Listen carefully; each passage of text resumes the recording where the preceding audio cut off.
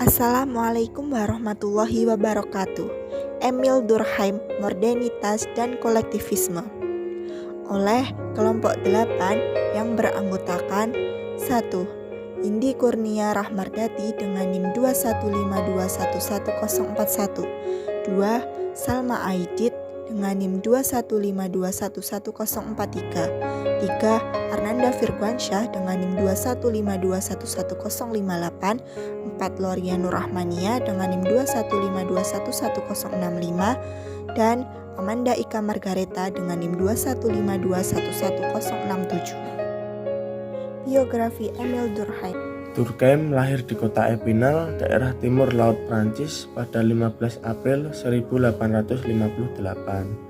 Ia seorang tokoh sosiologi yang jenius yang memperbaiki metode berpikir sosiologi yang tidak hanya berdasar pemikiran logika filosofis, tetapi sosiologi akan menjadi pengetahuan yang benar apabila mengangkat gejala sosial sebagai fakta yang dapat diobservasi. Ia lahir dari keluarga agamis karena ayahnya seorang pendeta Yahudi, namun ia dipengaruhi oleh guru di sekolahnya agar menganut agama Katolik. Hal ini menambah ketertarikannya terkait agama, tetapi tidak menjadikannya sebagai penganut Katolik beriman, sebab sejak muda Durkheim menyatakan dirinya seorang agnostik. Agnostik adalah orang yang ragu atas keberadaan Tuhan mereka. Mereka tidak bisa secara pasti mengatakan bahwa mereka percaya atau tidak akan keberadaan Tuhan. Masalah ini sangat bersimpangan dengan ayah dan gurunya, sehingga pada akhirnya Durkheim dikenal sebagai seorang ateis kuat dan selalu bersifat agnostik. Durkheim meninggal dunia pada tahun 1917 di usia 59 tahun karena penyakit stroke. Tokoh di balik pemikiran Emil Durkheim, yang pertama Auguste Comte, yang kedua Saint-Simon, yang ketiga Ernest Renan, dan yang terakhir Pascal de Coulon. Teori fakta sosial. Menurut Durkheim, bagaimanapun sadarnya individu harus tetap melaksanakan kewajiban yang merupakan bagian dari fakta-fakta sosial yang tidak direkayasa, melainkan ia terpaksa menyesuaikan dirinya dengan fakta sosial tersebut. Jika individu tidak menyesuaikan dengan fakta sosial, akibatnya akan menerima konsekuensi penolakan sosial dan menerima hukuman.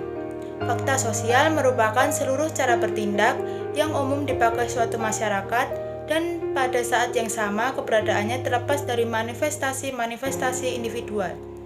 Fakta sosial juga dapat diartikan seluruh cara bertindak yang dapat berlaku pada diri individu sebagai sebuah paksaan internal. Jenis fakta sosial ada dua, yaitu yang pertama, fakta sosial material, yaitu mempunyai kecenderungan untuk lebih mudah dipahami karena dapat diamati secara langsung, yang meliputi gaya arsitektur, bentuk teknologi, dan hukum perundang-undangan.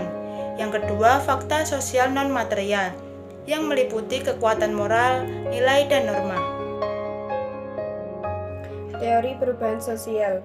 Dalam perspektif histori, perubahan sosial adalah suatu fenomenal yang sama, tetapi menjelaskan menggunakan perspektif dan teori yang berbeda.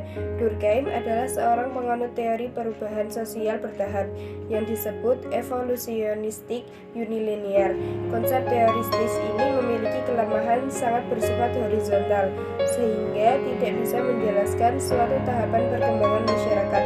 Hal ini karena perubahan sosial termasuk teori yang evolusionistik atau berdasarkan pengalaman masyarakat barat yang khas. Hubungan aktif perubahan sosial berasal dari kepadatan dinamis atau moral masyarakat yang berinteraksi melalui dua sifat utama, yaitu yang pertama, kepadatan yang bersifat demografi, bersumber adanya konsentrasi penduduk, terutama dengan perkembangan kota. Yang kedua, kepadatan yang bersifat teknis, akibat meningkatnya alat-alat komunikasi dan transportasi secara cepat. Durkheim digabungkan dengan dua tipe solidaritas, yaitu solidaritas mekanik dan solidaritas organik. Solidaritas mekanik adalah bentuk awal dari organisasi sosial dan masih dapat dilihat dalam kehidupan masyarakat primitif masa kini. Solidaritas ini berasal dari perkembangan sosial, sedangkan solidaritas organik lebih berakar di dalam perbedaan ketimbang kesamaan. Durkheim juga menyimpulkan perbedaan antara kedua tipe solidaritas ini, antara lain solidaritas mekanik. Yang pertama, mengikat individu secara langsung tanpa perantara. Yang kedua, ditemukan dalam masyarakat yang ditandai oleh keyakinan bersama. Yang ketiga, tidak dapat dibedakan dari hak dan kepribadian masyarakat secara keseluruhan. Kemudian, solidaritas organik. Yang pertama, saling ketergantungan antar individu.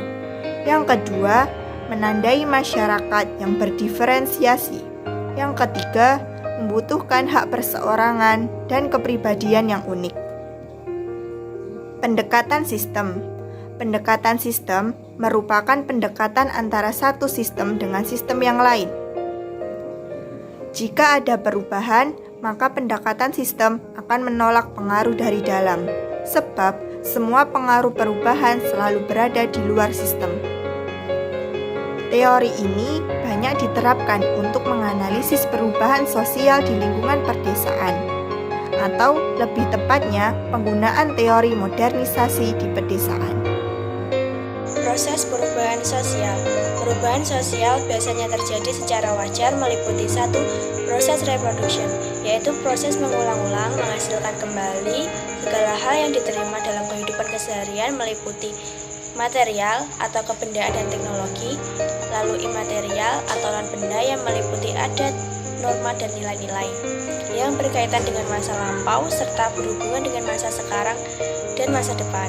Yang selanjutnya yaitu proses transformation, yaitu proses masa depan yang menjadi ancaman perilaku manusia yang mana dasar perilakunya sudah tertanam di masa sekarang dan masa lalu.